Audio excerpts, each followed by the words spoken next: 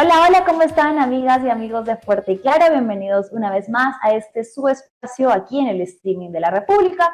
Como todas las tardes, feliz de acompañarlos de 3 a 4. Manuela Camacho por aquí, cerrando la semana, último día con la información que usted necesita y quiere saber. Hoy tenemos varios temas, está como surtidito el programa. Vamos a hablar primero sobre una noticia que llegó hace 2 días y que ha causado un impacto en algo que era una deuda pendiente para familiares de Eduardo Ruiz Sáenz, y no solamente para él, sino para toda la población peruana que sigue esperando justicia para las personas que han sido asesinadas en este último periodo por ejercer un derecho legítimo, que es el derecho a la protesta. Ahorita vamos a entrar un poco en contexto de quién era Eduardo, a quien usted puede conocer un poco mejor como Truco, para el que por fin, finalmente, se ha determinado en el caso de su asesinato perpetrado por el suboficial Luis Magallanes, un pedido de 10 años y 8 meses, de prisión determinado por la Fiscalía. Vamos a hablar en un momento con el estudio de abogados que viene representando el caso, con Julio Arbizu, quien ha llevado adelante la investigación y la defensa de la familia Ruiz Sáenz. Pero vamos a recordar primero quién era Truco y qué fue lo que sucedió. Dentro de nuestra historia reciente tenemos un lamentable largo historial de personas que han sido asesinadas por las fuerzas del orden tan solo por ejercer su derecho a la protesta. Tenemos lo que sucedió en 2022-2023 en el caso de Dina Boluarte, con los más de 50 ciudadanos asesinados en regiones. Tenemos el caso de Truco, que fue uno que sucedió en Lima. Si usted recuerda, el miércoles 15 de octubre del 2025, gran parte de la ciudadanía se volcó a las calles para protestar en contra de la clase política. Había una figura presidencial que era la de Dina Boluarte, que estaba muy manchada por hechos de corrupción. Recordemos Oscorima, Rolex, el cofre, etcétera, y que estaba siendo destituida por el Congreso para que ingresara Kerioré, pero que además venía de una institución muy deslegitimada. Cuando la ciudadanía se vuelca a las calles a manifestarse, en uno de los pasajes, Plaza Francia, como estamos viendo, resulta ser que un grupo de ciudadanos encuentra a un policía que estaba vestido de civil. Se trataba del suboficial Luis Magallanes. Esa tarde, Eduardo, más conocido como Truco en el ambiente artístico, porque era un cantante de hip hop que a través de sus letras también presentaba resistencia, indignación y protesta en contra de nuestra clase política, Truco había asistido a marchar con carteles de manera pacífica, como el resto de ciudadanos. Incluso había ido con un grupo de amigos que también hacían música. Esa tarde, cuando ya se estaba retirando por las calles del centro, se cruza con esto que les estaba contando. Un grupo de ciudadanos que identifica a un suboficial que estaba vestido de civil. Lo empiezan a increpar, lo persiguen, y el suboficial, en su intento de huida y escapatoria, se le ocurre sacar un arma. Saca una pistola, bueno, vamos a confirmar exactamente ahora si era una pistola, pero saca un arma cargada y dispara. En un momento en el que no estaba siendo atacado, y lo muestran las imágenes precisas, que espero que las tengamos por aquí para poder analizarlas. En el momento en el que el suboficial Magallanes dispara, no estaba siendo rodeado por ninguna turba, ya se había logrado alejar del grupo de personas que lo estaban persiguiendo, y ese disparo es el que acaba con la vida de Mauricio Ruiz Sáenz Truco de una manera absolutamente injusta, extrajudicial, en lo que se termina constituyendo como un homicidio, pero para nosotros, más allá de los términos penales y legales, como un muy cruel asesinato que enluta a una familia y que deja a una niña sin su padre. Tenemos conectado ya, sí, ¿verdad? Sí, a Julio Arbizu, del estudio Arbizu y Gamarra, quien ha sido la defensa de la familia Ruiz Sáenz. Julio, ¿cómo estás? Muy buenas tardes. Gracias por conectarte con Fuerte y Claro. Sí, buenas tardes, Manuela. Un gusto, como siempre, conversar contigo. Julio, bueno, estaba yo contando un poquito el contexto de lo que sucedió en octubre del 2025. Hemos tenido ya algunos programas en los que hemos hablado sobre esta búsqueda de justicia para Mauricio y su familia. Y esta semana nos hemos encontrado con la noticia de que la Fiscalía finalmente ha formulado ya un pedido de 10 años y 8 meses de prisión por el delito de homicidio simple. Cuéntanos un poco cuál ha sido la novedad. Partamos de ahí, de la novedad de esta carpeta fiscal, y luego recordarnos un poco el caso para la audiencia. Sí, Manuela, a ver, creo que has hecho una presentación bastante clara y completa. Efectivamente, esto ocurrió, y esto es importante decirlo, en el contexto de un despliegue operativo de la policía, ¿no? Con órdenes dadas al personal, órdenes y protocolos de actuación, ¿no? Y ocurrió en el contexto además de una movilización social contra, en este caso, el presidente Gerí y las decisiones que venía tomando desde la presidencia en ese momento. La novedad es que es el avance que ha tenido las investigaciones y que han dado lugar a una acusación, a un requerimiento acusatorio por parte del Ministerio Público que encuentra responsabilidad en el suboficial Magallanes, ¿no? Lo cual constituye efectivamente un avance importante, pero es absolutamente insuficiente, ¿no? Si el Estado pretendiese realmente ofrecer una respuesta completa y compatible con estándares de derechos humanos, ya que la tesis fiscal además ha demostrado que hubo una operación policial organizada, como te decía, y como bien decías tú al comienzo, con órdenes de servicio, equipos de inteligencia, mandos responsables, decisiones operativas previas, no estamos ante un hecho aislado ni puramente individual, estamos ante un hecho que está inscrito, ¿no? En el despliegue operativo de una estructura, ¿no? Por lo tanto, si bien hay un avance con el requerimiento respecto del suboficial Magallanes, la imputación además del delito de homicidio doloso, ¿no? Lo importante hubiera sido que esta investigación permaneciera en el sistema de las fiscalías de investigación contra los derechos, de delitos contra los derechos humanos, y no en una fiscalía común, ¿no? La Común, claro. consecuencia de que esto permanezca en una fiscalía común hoy es precisamente el acotamiento de la investigación a la responsabilidad puramente individual del suboficial Magallanes. A ver, Julio, para que la audiencia pueda estar como lo más plenamente informada, que quizás no recuerdan con tanta claridad qué fue lo que sucedió ese día, esa tarde de octubre del 2025, grupo estaba ya retirándose. Yo conté un poco, pero quisiera que vayamos parte por parte porque la carpeta fiscal, como tú bien dices, la misma carpeta fiscal determina con mucha claridad lo que pasó esa noche.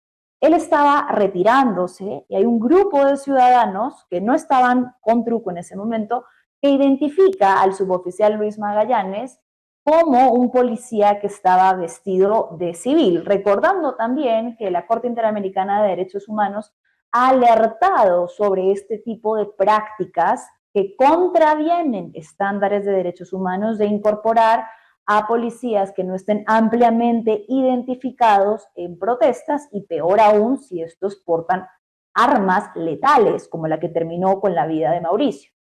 Cerrando ese paréntesis, identifican a este suboficial que estaba de civil, lo increpan, lo empiezan a perseguir y es luego que en una de estas calles, en su intento de huida, se cruza con Mauricio, que no estaba formando parte de esa turba y que termina siendo impactado por uno de los proyectiles. ¿Qué es exactamente lo que determina la carpeta?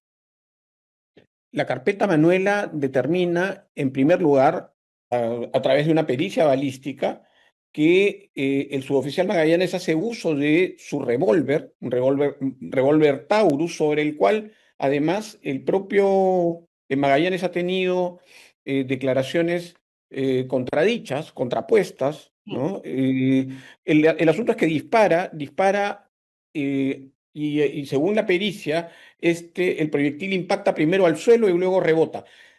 Impacta en el suelo, rebota y va a dar lugar, va a dirigirse directamente al cuerpo de Mauricio y a privarlo de la vida. Eh, Tras ese rebote, ¿no es cierto? Y tras el disparo sufrido por Mauricio, eh, aparentemente, según lo que se ha podido investigar y según lo que pueden determinar las cámaras, eh, el suboficial empieza la retirada, la huida, ¿no? Y vuelve a disparar en algún momento en su camino de huida, ¿no? Lo que ha sostenido el suboficial Magallanes ha quedado en el sentido de que habría sido agredido por, entre otras personas, eventualmente, Mauricio, porque lo ha tratado o más bien, ha tratado de justificar su actitud de esa manera, queda Sí. absolutamente descartado porque hay una cámara que enfoca directamente el rostro del suboficial Magallanes y está en perfectas condiciones. Él dice que está ensangrentado, no hay ninguna seña que pruebe eso, ¿no? Y por el contrario, hay sí las imágenes muy claras de Magallanes extrayendo su arma, realizando el disparo, que es el que finalmente termina sedando la vida de Mauricio. Claro, ahí tenemos una declaración que fue la primera que dio el suboficial Magallanes, que como tú decías, a lo largo de la investigación ha caído en una serie de contradicciones, ¿no? No solamente él, sino que los testigos han demostrado que no se trató de solamente un disparo, que fueron por lo menos 3 disparos a lo largo de esta huida y que han podido terminar con la vida de más personas. Lamentablemente se cobraron una vida y eso ya es más que suficiente para que el caso nos alerte a todos como sociedad sobre lo que decíamos desde el inicio, ¿no? El hecho de que salir a protestar te pueda costar la vida. A ver, decía, sin haber investigado muy bien los hechos, ya me estaban inculpando a mí, señor. Yo en ningún momento, como que decir, he huido o me he escapado o me he ido a otro lugar o me he escondido. Y yo, todo el mundo estaba acá en el hospital porque mis heridas eran graves, incluso hay videos cuando yo llego todo ensangrentado y perdiendo el conocimiento. Yo he visto que mi vida está en peligro, por eso usé mi arma, pero no en el cuerpo, sino que yo disparé al suelo. Estamos hablando de 2 cosas importantes. La primera, de un suboficial que debería tener, pasan supuestamente por una serie de entrenamientos específicos para un uso reglamentario y solo estrictamente necesario del arma que portan. Y en segundo lugar, de lo que tú mencionas, de una cadena de mando, porque no es que el señor Magallanes ha actuado sin tener la venia, digamos, implícita de la institución policial, que en muchas ocasiones les dice, disparen, disparen, no sé si al cuerpo, no sé si directamente, pero no estamos hablando, como tú decías, de una acción aislada, sino de un mando institucional y sistemático que le permite a la policía actuar de manera violenta contra ciudadanos. Absolutamente, Manuela, tienes toda la razón y creo que eso es lo último que acabas de decir, es lo más importante, es decir, no buscamos un chivo expiatorio. La familia ni esta defensa busca un chivo expiatorio, busca una persona a la cual atribuirle todas las circunstancias que ocurrieron, no solamente en el momento de los hechos, sino en el contexto mismo del operativo, ¿no? Quienes diseñaron ese operativo, quienes autorizaron, supervisaron y ejecutaron ese operativo, quienes dispusieron, por ejemplo, el despliegue de personal de inteligencia en labores de control de protesta, quienes Uh -huh. verificaron, o en todo caso dejaron de verificar el cumplimiento de la orden de intervenir sin armas, ¿no? Y sobre todo quienes permitieron que personal armado participara en contacto directo con manifestantes. Esto es brutal, ¿no? Eso no le compete exclusivamente al suboficial Magallanes. Y lo que reclama esta defensa, lo que reclama la familia, es que se entienda y se comprenda qué fue lo que pasó, cuáles son los hechos que dan lugar a conocer la verdad.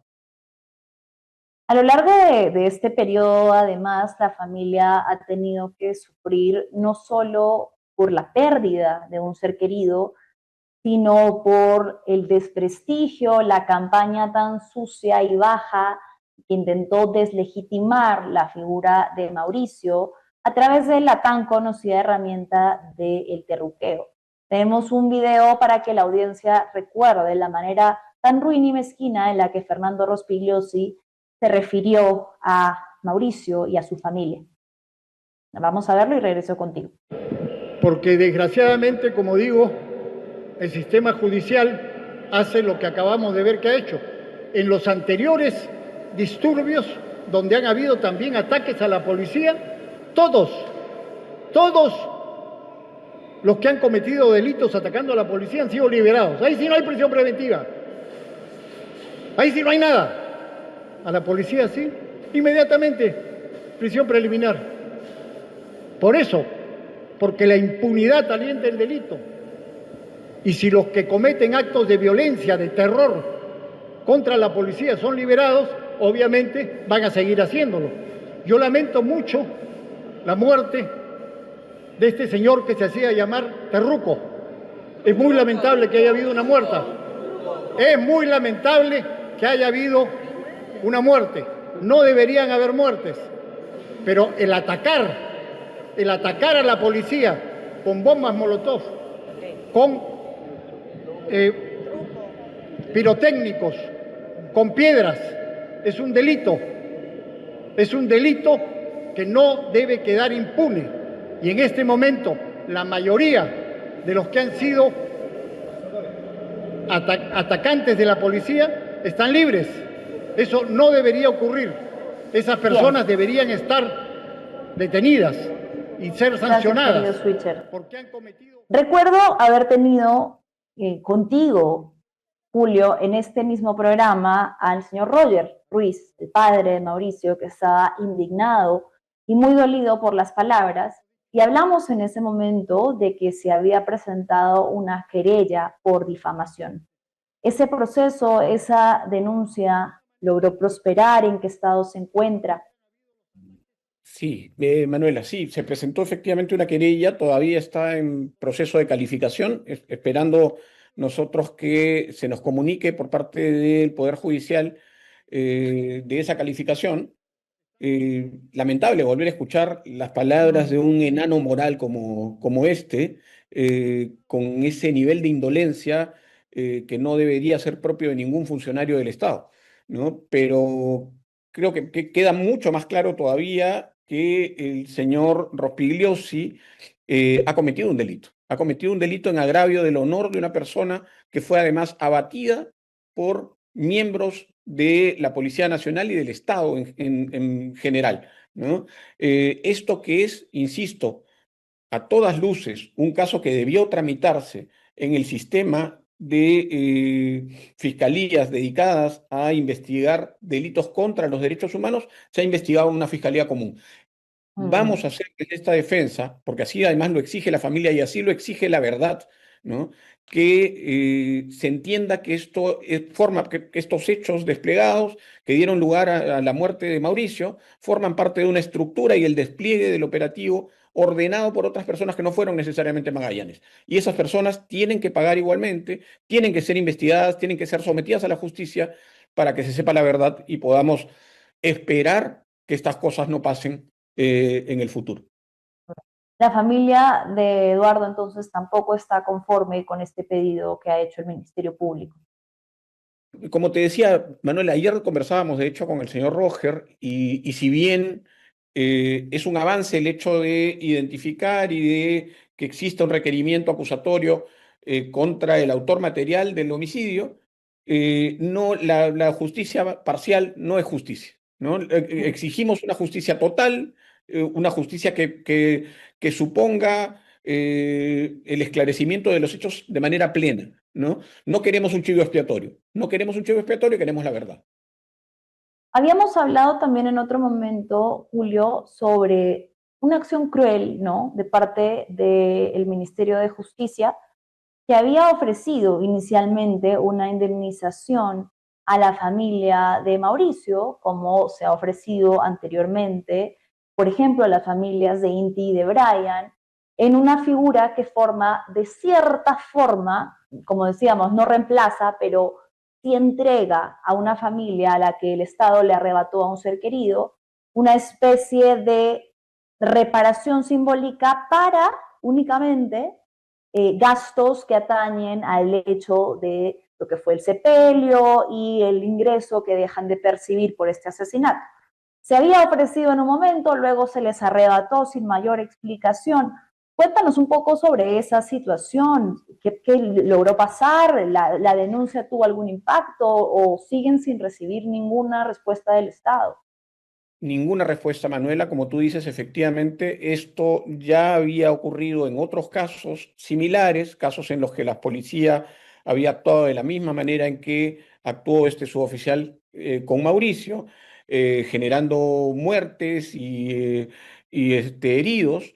En esos casos, desde el Estado vino la idea y se concretó finalmente a través de resoluciones ministeriales refrendadas por, en ese momento, quien hubiese sido el presidente y por el presidente del Consejo de Ministros, la entrega de un monto simbólico que no tenía y no ha tenido en ninguno de los casos efecto indemnizatorio, porque eso se planteará en otras instancias, que no teniendo ese efecto indemnizatorio, efectivamente sirvieron en su momento para, en algunos casos, digamos, solventar algunas emergencias financieras de las familias deudos de los asesinados. En el Claro. caso de Mauricio, una funcionaria del Ministerio de Justicia se acercó a la familia, se acercó a la defensa, nos dijo que iba a ocurrir exactamente lo mismo que ya había pasado en otros casos, y esa misma persona nos dijo luego, unas semanas después, que el premier Álvarez era quien había finalmente desechado la idea, que a él no le parecía correcto que esto ocurriera, ¿no? Y que había dejado en el camino la firma de esa resolución ministerial. A todas luces, no solamente algo bochornoso, absurdo, Mm, sin ningún sentido, sino además, creo yo, lleva consigo un efecto revictimizador, ¿no es cierto? Porque sí, frente al ofrecimiento hay una retracción de parte del mismo Estado. Es lamentable, pero es la forma en que actúa hoy por hoy, actúan los representantes del gobierno. bien, Julio. Para ir cerrando entonces, ¿cuáles son las acciones que van a tomar como defensa ahora que me comentas que no están de acuerdo con esta tipificación final del Ministerio Público? ¿Qué es lo que sigue para el caso? Viene, Manuela, ya se ha señalado fecha para el 30 de julio, si no me equivoco, una audiencia de control del requerimiento acusatorio. La defensa, estamos evaluando en el estudio sostener la insuficiencia del requerimiento acusatorio para sostener inmediatamente que esto requiere una ampliación para comprender, ¿no? Eso que te decía es una estructura conformada por otras personas además del suboficial Magallanes. Es importantísimo saber quiénes dieron la orden, quiénes estaban al tanto del despliegue operativo, si existía un protocolo, quién lo dictó, quiénes estaban en conocimiento, hubo o no omisión, ¿no es cierto? Que se investigue todo, no que se investigue solamente algo que ya está absolutamente claro, es decir, como Pues, tú bien dices, un policía que dispara al piso en dirección a una aglomeración de gente, está en capacidad o no de representarse un resultado como el que ocurrió, sin duda alguna, porque además no solamente es cualquier persona disparando al piso, es un policía con entrenamiento en armas, ¿no? Que está en absoluta capacidad de representarse el resultado, ¿no? Por lo tanto, y esa es la razón además por la que el Ministerio Público acusa por homicidio doloso y no negligente, ¿no? claro, es importante que la ciudadanía también lo entienda de esta manera, ¿no? O sea, la propia Fiscalía, el Ministerio Público ya ha determinado la culpabilidad de Magallanes, ya ha determinado que las acciones que tuvo el suboficial no fueron las correctas dentro de un operativo, dentro del despliegue de un operativo, menos en un contexto de protestas civiles y ciudadanas. Y lo que la defensa plantea es que, si bien está de acuerdo con la conclusión, pues es insuficiente, ¿no? Van a no apelar en el sentido estricto porque todavía no hay una sentencia, pero sí a buscar que se extienda, ¿no?, a más responsables. Lo señalaremos en la audiencia de control. Perfecto, perfecto, Julio. Bueno, muchísimas gracias y por favor extiéndele nuestra solidaridad de todas maneras a la familia de Eduardo, porque es agotador que cada cosita sea como un proceso a cuentagotas, ¿no? La justicia te va entregando migajas cuando te ha arrebatado una vida. la vida de tu ser querido que nunca volverá. Así es, Manuela, y muchísimas gracias como siempre. No, a ustedes. Muchas gracias, Julio.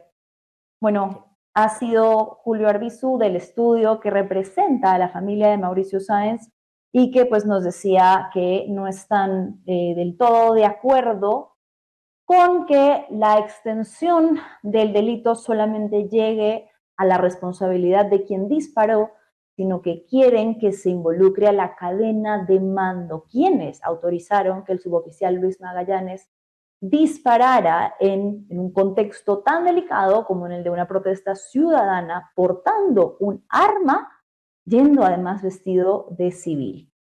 Sí, tiene la razón la familia en sentido además que no es suficiente y pues vamos a esperar entonces a ver qué sucede con el desarrollo de este caso.